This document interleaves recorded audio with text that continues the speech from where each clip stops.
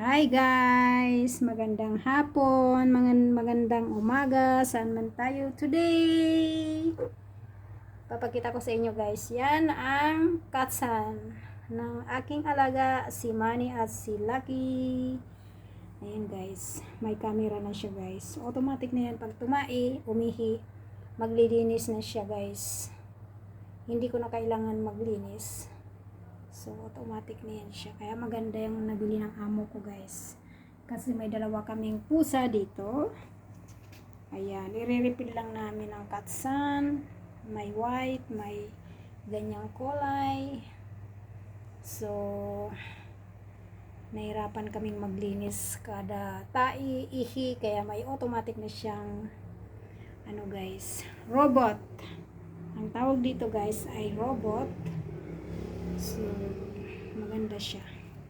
Ayan yung nasa atas. Ayan. Ayan. Pusa na siya guys maglilinis. Ayan. Ano niya, manual niya nasa ano. Ayan ang pangalan niya. Piket. Pitket. Diba? Basta may pera, makakabili tayo, diba? Walang asawang aking boss, kaya guys, syempre nabibili niya ang gusto niya para sa aming alaga. Maganda, diba? Ayan. Malaki din siya. So, every 2 weeks guys, nililinis namin yan. Pinapalitan ng katsan. Linisin lahat, hugasan. Iano lang namin yan. Tatanggalin yung ito.